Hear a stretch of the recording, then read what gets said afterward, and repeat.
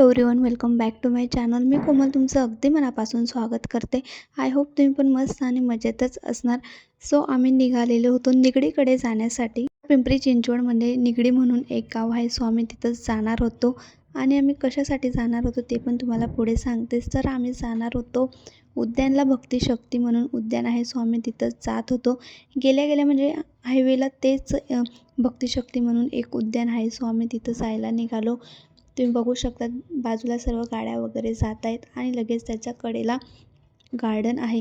So इकडे भरपूर असे छोटे मोठे दुकानं होते, म्हणजे शॉपिंग करण्यासाठी पण भरपूर आहे आणि स्वस्त पण खूप आहे. जेव्हा आम्ही तळेगावला जात होतो सो तेव्हा मला रस्त्यात भक्तिशक्ती लागलेलं होतं. त्यानंतर मला इथं बघायला यायचं होतं. सो दिवसाला तर काही आमचं जमलं नाही, तर आम्ही रात्रीच यायला निघालो. आम्ही फक्त 2-3 दिवस पुण्यात राहणार होते. त्यासाठी जेवढं फिरता येईल तेवढा आमचा फिरायचा प्रयत्न चालू होता. आणि इकडे लहान मुलांसाठी तर खूप खेळणी होते. खूप भारी भारी अशा वस्तू होत्या, तुम्ही बघू शकता. अजून 4-5 दुकानं सोडले तर आपल्या मोठ्या लोकांच्या असतात. बाकी सर्व लहान मुलांसाठीच इथं शॉपिंग करायसाठी, नाही तर मग काही छोट्या मोठ्या वस्तू घेण्यासाठी एवढंच आहे. सो त्यानंतर मग इकडे सगळे कपडे वगैरे होते, म्हणजे असं वॉकिंग डिस्टन्सवर जावं लागतं. तो आम्ही गाडी तिकडे पार्क वगैरे केलेली होती आणि इकडे मस्त आम्ही जायला निघालो. पुण्यात फिरण्यासारखं भरपूर आहे, पण तेवढा वेळ पण लागतो. तर मी यावेळेस 15 दिवस पुण्याला राहिली होती आणि 15 दिवस मी मात्र फिरायला गेलेली होती. मी खूप जास्त हॅप्पी होती. सो इकडे मस्त आम्हाला खायला काही चटरपटर घ्यायचं होतं, आम्ही ते पण घेतलं. बाहेर गेलो की मग थोडंफार बाहेरचं खाणं माझं खूप जास्त चालू आहे. इथं आल्यापासून, पुण्याला आल्यापासून तरी जास्त चालू आहे. सो इकडे मस्त आम्ही पोंगे वगैरे घेतलेले होते, म्हणजे जे आपण लहानपणी मस्त एन्जॉय करायचं तेच आता मात्र मला इथं भेटले. त्यानंतर इकडे मस्त गेटच्या अपोजिट साईडला इकडे पेंटिंग वगैरे पण काढली जात असते आणि इकडे मेन गेट होता. सो तुम्ही बघू शकतात. रात्री आम्ही 7:30 वाजेकडे इकडे यायला निघालेलो होतो आणि नंतर आम्हाला घरी पण जायचं होतं. तर इकडे पण भरपूर अशा दुकाने होत्या आणि इकडे मस्त छोट्या मुलांसाठी बलून्स वगैरे होते, तुम्ही बघू शकतात. आणि त्या साईडला मस्त उड्डाण पूल होता, तिकडून मस्त गाड्या वगैरे जात होत्या. रात्र खूप झालेली होती, त्यासाठी जास्त असं शूट पण व्यवस्थित करता येत नव्हतं. सो तरी मी शूट करायचा प्रयत्न केला आणि तुमच्यासोबत शेअर करते. इकडे मस्त आम्ही आलेलो होतो, अहो पण होते सोबत. इकडे सकाळी म्हणजे 6 ते 8 वाजेपर्यंत सुरू असतं आणि संध्याकाळी 5 ते 8:30 वाजेपर्यंत हे जे उद्यान आहे ते सुरू असतं. सो इथं भरपूर अशी शांतता आणि खूप मस्त वाटतं. आणि इकडे डस्टबिनसाठी त्यांनी खूप भारी अशी एक बॉटलचा आकार करून डस्टबिन वगैरे तयार केलेली आहे. आणि आता मी तुम्हाला दाखवते भक्तिशक्ती म्हणजे काय, तरी सो तुम्ही नक्कीच पूर्ण व्हिडिओ बघा, तर तुम्हाला कळेल भक्तिशक्ती म्हणजे काय.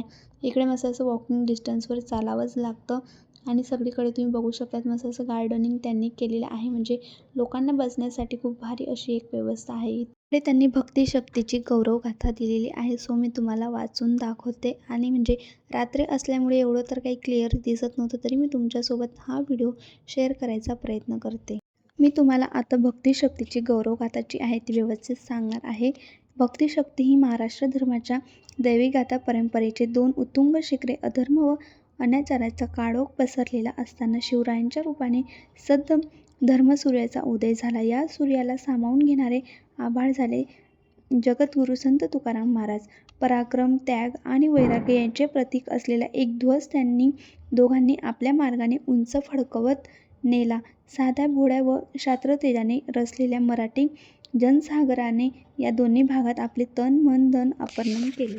वारकऱ्यांनी जीवापाड जपलेले या पताकामागील जीवनमूल्याचे संरक्षण आपल्या शूर धर्म मावळ्यांनी अतुल धैर्याने लढा देऊन केले.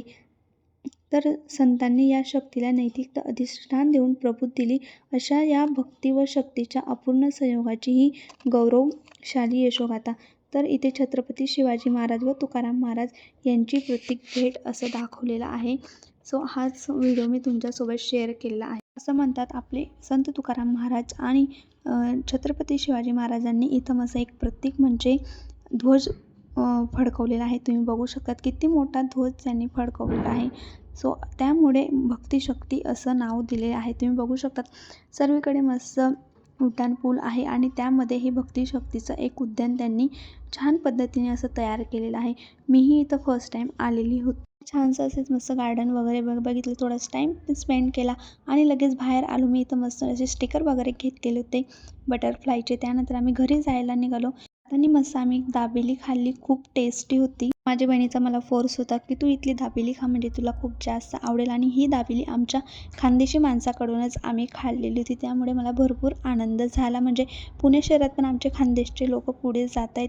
सो असं बघून मला खूप जास्त अजून आनंद झाला आणि खरंच एवढी टेस्टी होती तर विचारूच नका. सो माझा आजचा व्हिडिओ मी इथंच एंड करते. आपण भेटूया पुढच्या व्हिडिओमध्ये.